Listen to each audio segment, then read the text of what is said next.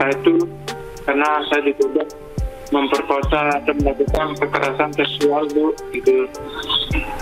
Sedangkan diri saya ini masih dirawat sama orang tua, tidak bisa sendiri sendiri, tidak bisa ngapa-ngapain, dan semua tergantung sama orang tua.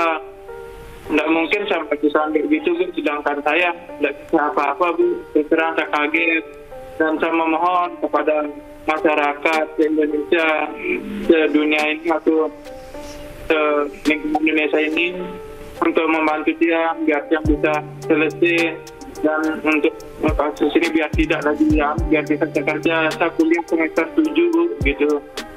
Baik. Dan sekarang saya kuliah tidak dikasih keluar, dan saya memohon kepada Presiden Prabowo yang terhormat agar bisa membantu dia yang ingin ketemu sama Bapak, meluangkan waktu saya dan memberikan kesenian saya. Juga saya sangat sedih begini, Bu, memohon biar cepat bisa selesai, gitu. Saya capek di rumah, tidak boleh kemana-mana, gitu.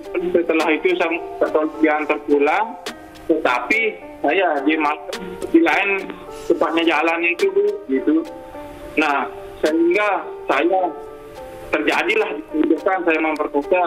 Sedangkan itu saya kayak gini tidak bisa ngapa-ngapain, buka celana sendiri tidak bisa, buka baju tidak bisa, gitu. Sedangkan kita sama ceweknya ini tidak ada masalah apa-apa, Bu, gitu. Kok tiba-tiba saya diginiin, gitu. Sedangkan diri saya ini masih dirawat sama orang tua, tidak bisa sendiri, tidak bisa ngapa-ngapain, dan semua tergantung sama orang tua. Tidak mungkin sampai gitu, Bu. Sedangkan saya tidak bisa apa-apa, Bu. Terserah saya kaget. Sedangkan kita sama ceweknya ini tidak ada masalah apa-apa, Bu, gitu. Bahwa dengan serangkaian kegiatan penyelidikan, ketika kami telah menerima laporan, kami lakukan tindakan penyelidikan dengan meminta keterangan dari beberapa orang. Kemudian kami mencoba mengumpulkan barang bukti, sehingga terhadap perkara ini kami tingkatkan ke tahapan penyidikan. Dari proses penyidikan, kami sudah melakukan pemeriksaan saksi lebih dari 5 orang. Kemudian kami telah melakukan penyitaan terhadap barang bukti. Kami juga telah melakukan permintaan keterangan terhadap ahli, baik dari Rumah Sakit Bayangkara maupun dari psikolog di NTB ini. Dari fakta-fakta tersebut, termasuk kami meminta keterangan dari pihak terlapor dalam kapasitasnya sebagai saksi, sehingga hal itu memperkuat kami dan mendapatkan 2 alat bukti dalam proses penyidikan, sehingga meningkatkan status yang bersangkutan dari saksi menjadi tersangka terhadap peristiwa pelecehan seksual fisik, ya sebagaimana yang dilaporkan oleh korban. Setelah peristiwa terjadi, korban langsung melaporkan kejadian tersebut, sehingga untuk memperkuat fakta peristiwa kami langsung mengarahkan korban untuk melakukan visum di Rumah Sakit Bayangkara. Sedangkan petugas lainnya atau penyidik lainnya juga langsung mendatangi TKP untuk mendapatkan keterangan-keterangan dari saksi yang ada di TKP, termasuk barang-barang yang ada terkait dalam peristiwa yang dilaporkan oleh korban. Sebagaimana sudah dalam pemberitaan bahwa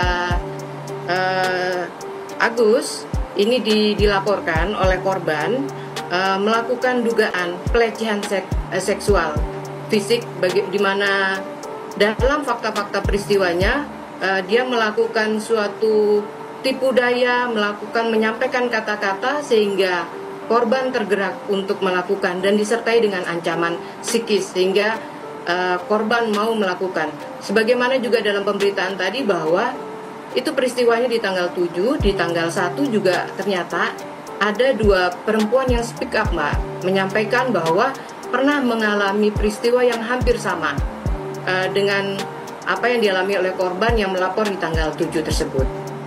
Ada beberapa rencana tindak lanjut yang memang sudah kami diskusikan bersama, bahwa ada beberapa saksi-saksi yang akan kami hadirkan, kemudian mungkin melakukan scientific crime investigation terhadap barang bukti yang sudah kami peroleh. Kemudian kami juga berdasarkan permintaan dari korban juga untuk menghadirkan lebih banyak ahli yang kemudian memperkuat bagaimana sebenarnya peristiwa ketika seorang mengalami suatu tindakan pelecehan seksual. Itu mungkin juga akan kita agendakan dalam proses pemeriksaan, dan itu juga menjadi permintaan dalam proses koordinasi kami dengan jaksa penuntut umum. Mungkin itu, Mbak.